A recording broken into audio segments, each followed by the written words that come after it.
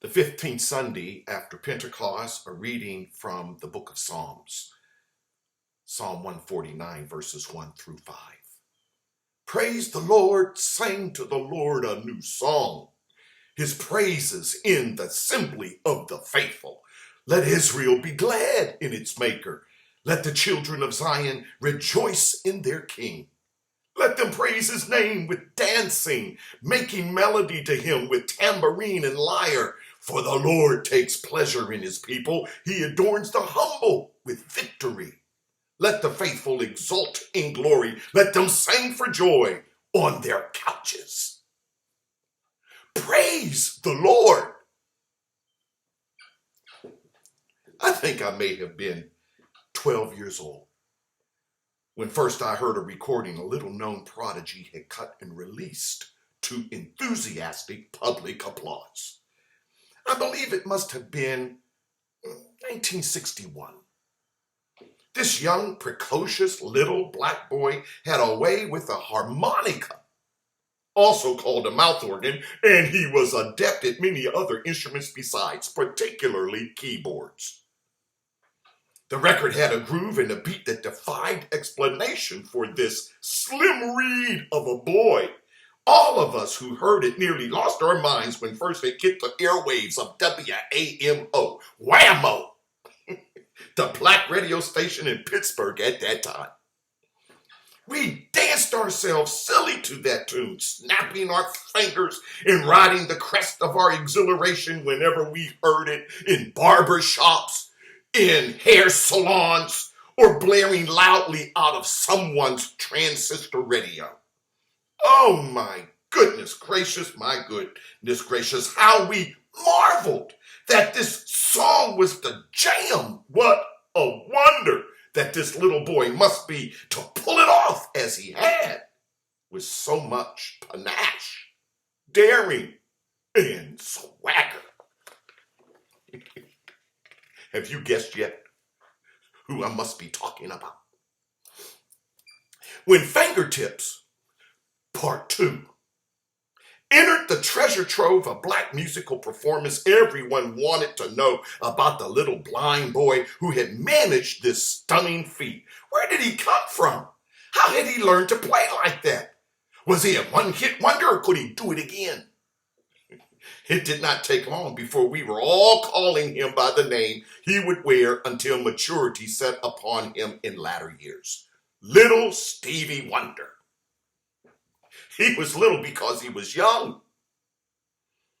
A fact I found most particularly galling because I was the same age as him. I yearned to be a musician myself someday, but it was well off into the unforeseeable future so far as I knew. But here was this kid, no older than I, so gifted, so talented, charismatic, and so obviously anointed by the fingertip of God, that his blindness did not matter at all. If anything, his blindness contributed to his allure for fawning and admiring audiences everywhere, and I mean everywhere. Before we could catch our breath with Fingertips, record after record followed in swift succession from Little Stevie Wonder's pen and creative genius. There was tribute to Uncle Ray, an homage to Ray Charles in 1962, a live concert recording in May of 1963, and still to come was With a Song in My Heart in December of the same year.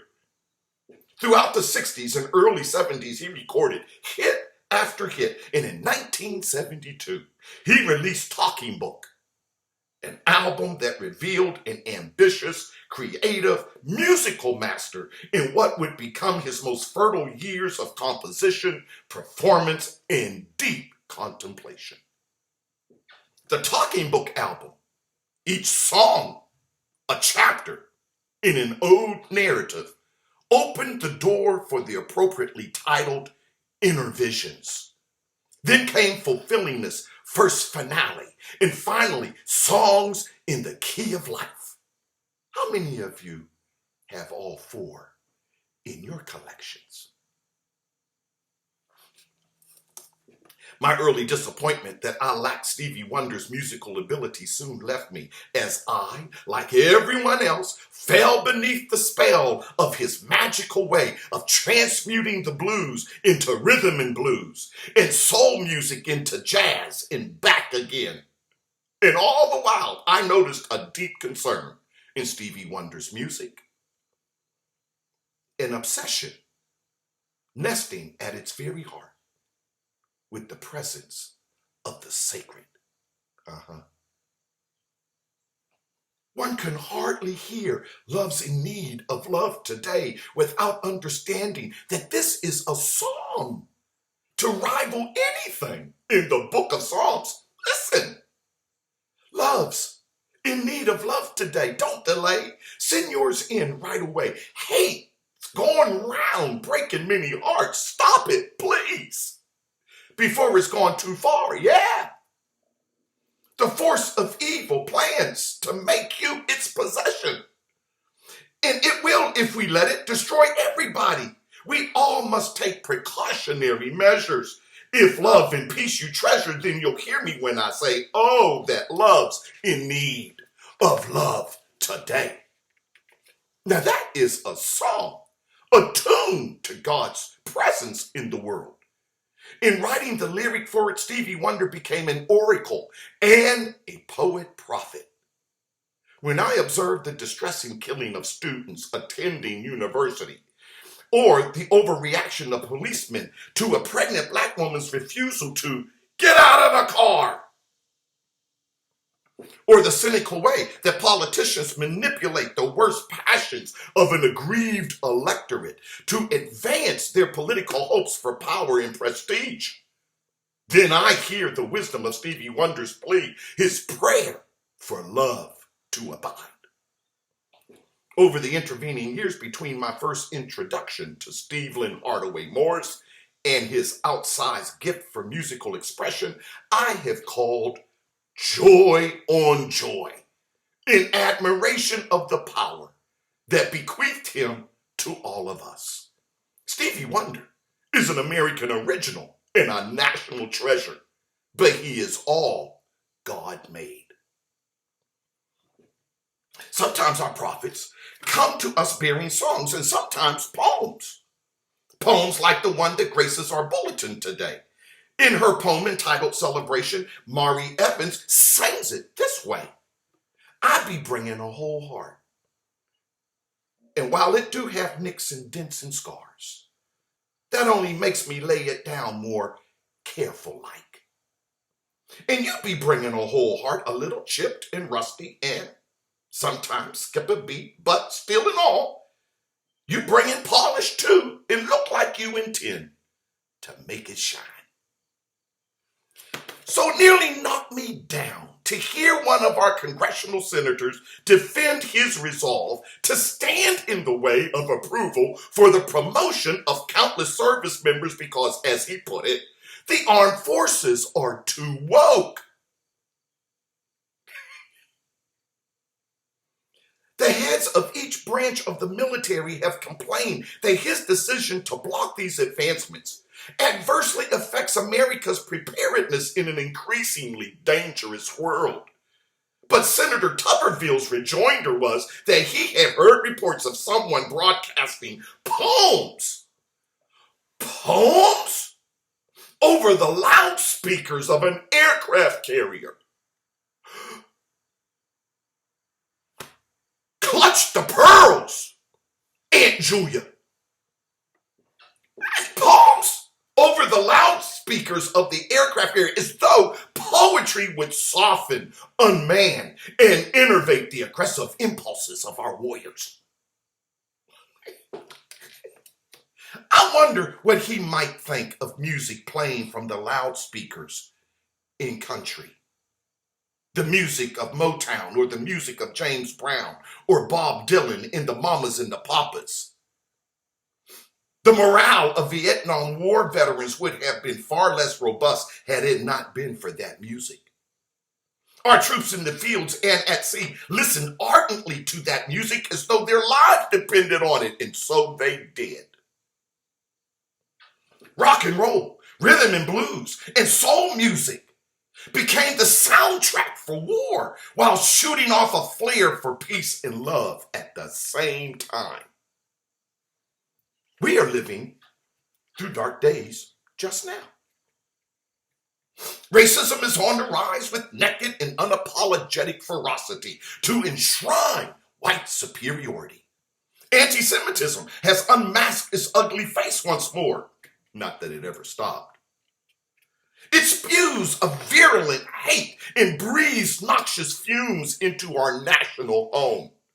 Anti-Semitic violence and race-based assaults are on the rise, ascending to heights we little suspected would ever haunt us as they do now. Women have seen their rights to bodily autonomy ripped from them in books like Margaret Atwood's The Handmaid's Tale and Toni Morrison's Beloved, which provided acute diagnoses of these perilous times, have been banned in school districts from Florida to Alabama and beyond.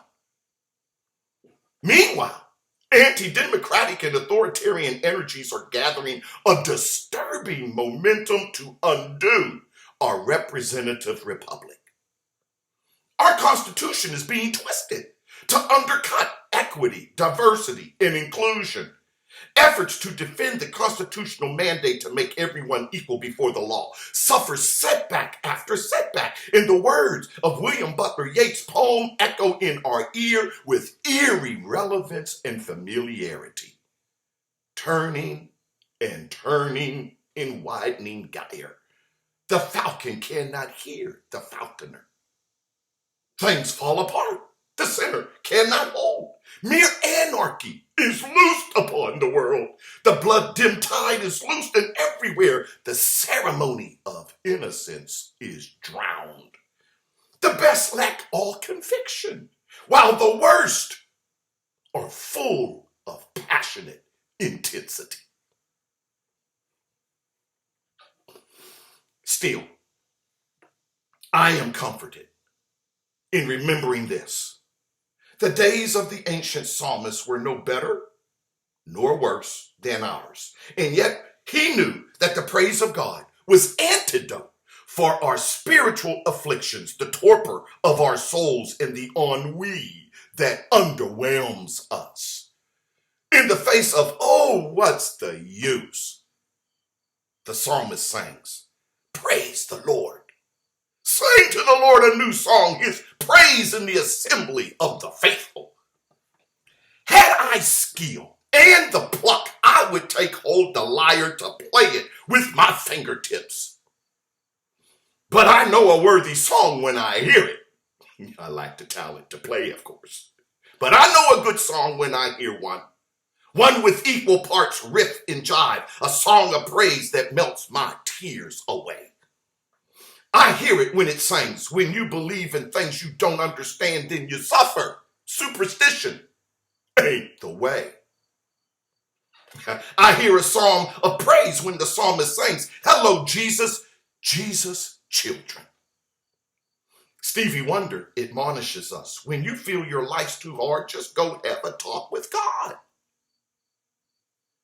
During a performance in London of his classic piece entitled As, Stevie Wonder counseled the teeming audience to, quote, use your heart to love somebody, and if your heart is big enough, use your heart to love everybody, end quote. Joy erupted all over that spacious hall as Stevie Wonder took his final bow while the band played on and on. I think even God takes pleasure in God's people when God hears our praise, our witness, our prayers on the wings of song. My youth is well behind me now. I am no longer 12 years old, but that 12-year-old boy is still a part of me.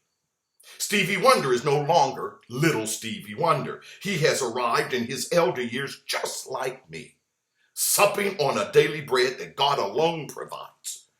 The love of God is in us both to keep and to sustain us. So even if Gibraltar would crumble and fall, if the moon should lose its way and forget to wax and wane, if the stars above begin to plummet from their nighttime perch, even then I will take my blind prophet's well-tuned advice.